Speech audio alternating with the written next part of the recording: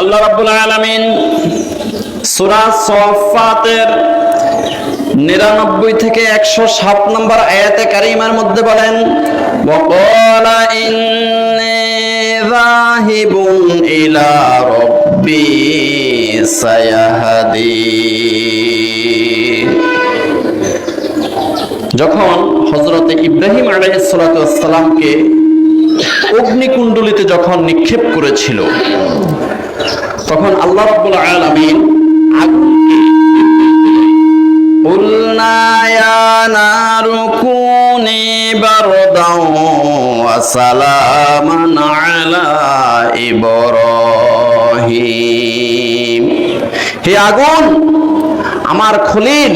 আমার বন্ধু ইব্রাহিম আলাইহিস সালাতু ওয়াস সালামের জন্য তুমি নাতিশীতোষ্ণ হয়ে যাও, এয়ার কন্ডিশন হয়ে যাও। সাথে সাথে আগুন